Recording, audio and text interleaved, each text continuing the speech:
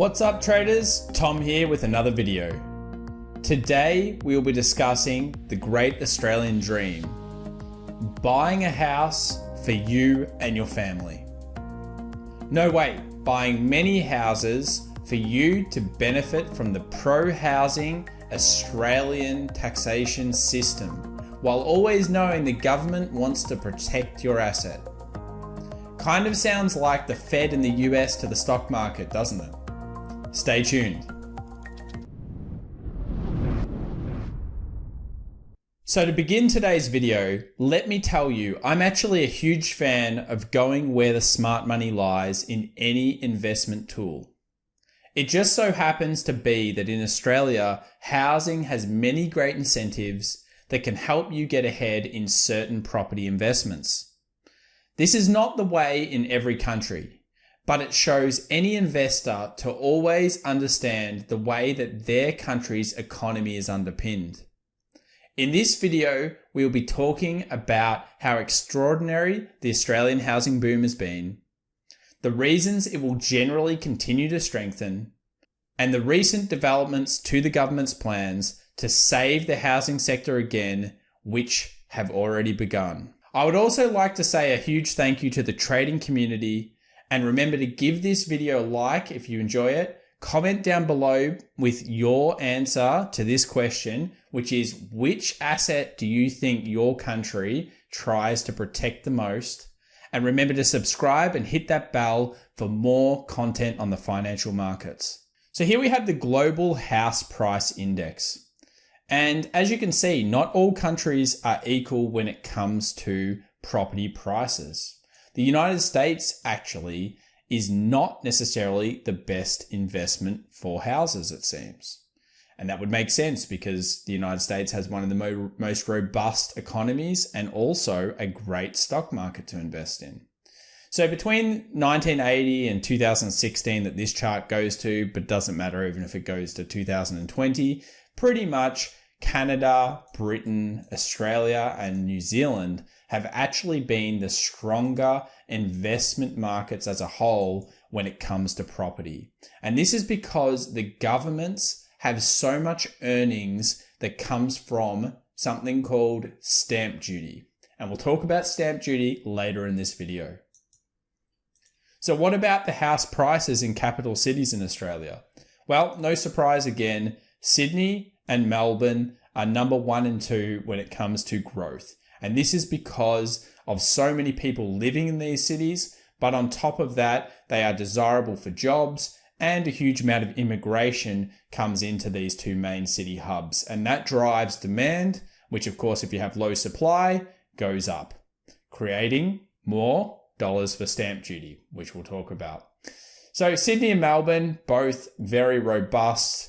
Other country parts, Brisbane, Hobart, Adelaide, and Canberra have all definitely appreciated over time, and to a lesser degree, Darwin and Perth. And this is because they are more mining central locations and they require high levels of high job growth and also high wages, because if the mining's not doing well and the jobs aren't there, the money will not flow. So the reason I'm making this video today is because it looks like Australia is in the job of trying to save housing again. They've already had frozen mortgages in Australia for people for 6 months. They've already had all sorts of incentives on rental and all these types of things. But now they're coming for construction. They want to save the construction industry. And to do that, they're going to offer homeowners grants to be able to build either new homes or to be able to renovate their homes if they can match the cash $1 for $1. So you could technically think, I would like a new kitchen and a new bathroom and a bunch of other things. And as long as you pay $25,000, it looks like you're going to be able to receive $25,000.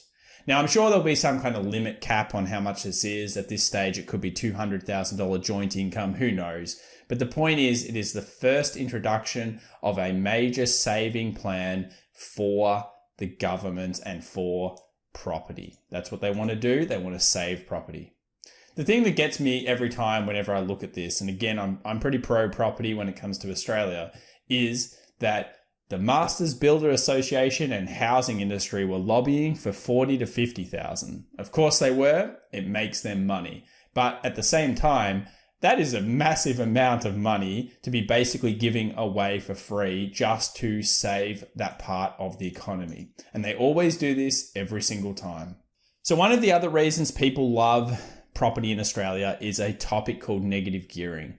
I'm not going to cover it in this video because it is complex to a degree, but basically negative gearing from the Australian Government Treasury website is a way of losing money, but you'd lose money so that you can use it as a tax offset. So even here, if negative gearing essentially means making a loss, why do it? Well, good question, Jimmy. And the answer is we want tax deductions. So we won't talk about it here, but make sure to subscribe and hit the bell if you want to know more about it in the future, because it's a great policy. Don't worry about that. So it brings me to the point, stamp duty. Well, stamp duty is obviously a revenue creation. So for as long as governments have existed, they need to impose taxes to collect revenue.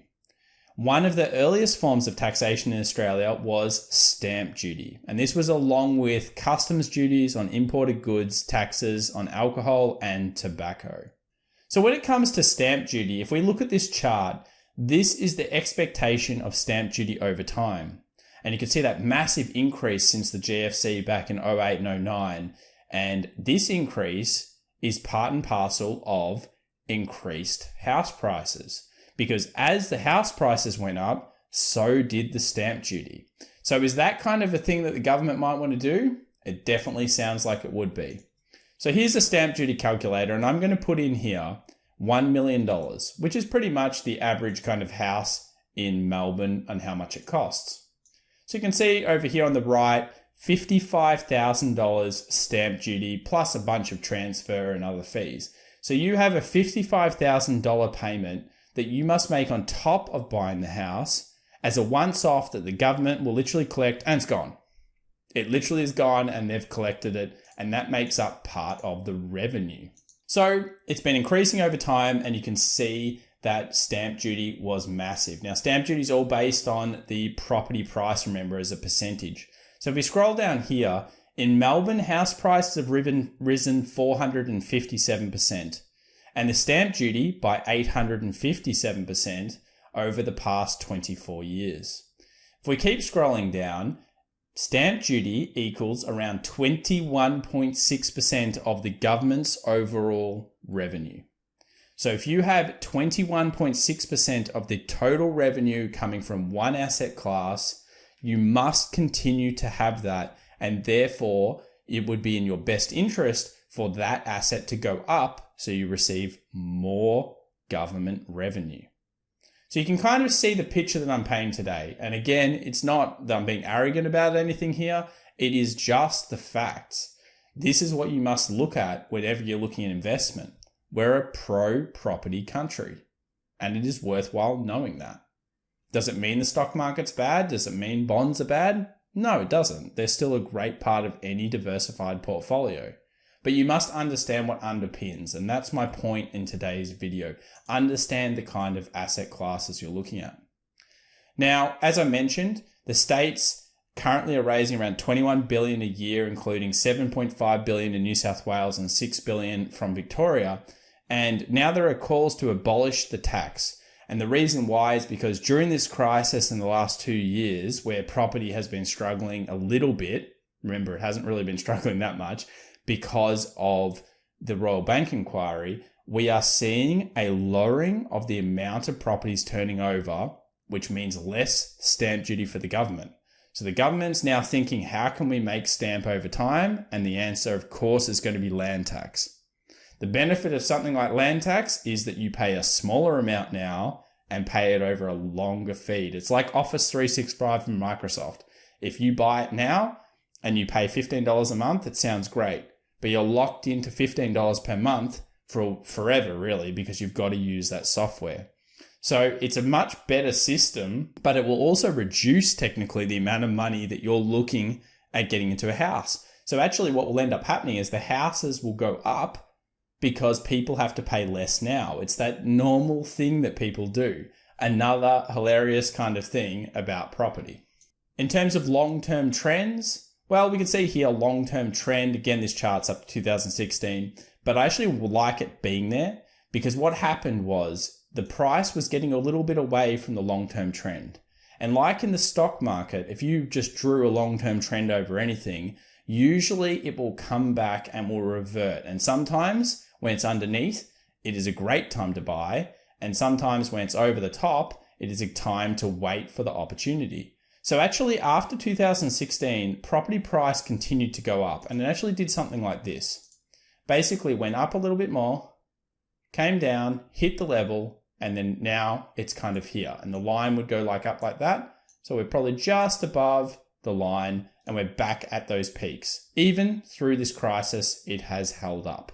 And again, that's because people have so much faith in property in the Australian market. They have so much faith indeed that I found this article when I was doing research for this video, and it's from November 10th, 2014. And they definitely got this very wrong, but they said that house prices in 2024 in terms of guesstimates would be this high. The actual growth rate down here is fairly correct. It's about 7.5%, I think, per annum for property. And while that might not sound any better than the stock market, when you consider that you're taking a loan when you're getting a house, and that's effectively a margin loan, you can probably see why it's not that bad. Here we have all of their expectations. These will all be wrong. But again, it's the kind of spruiking that goes on regularly in the housing market in Australia about how great it is. In terms of what's happening right now, there are falls that are happening, but they're not very large. I mean, national dwelling values were down 0.4%. Whether that's true or not, who really knows? And basically, overall, properties have gone up over the last 12 months. Here is CoreLogic, our main index, and they've been so sneaky recently that they have removed the daily indices and they're only now showing monthly movements. Look, you click daily, it's gone. Why is it gone?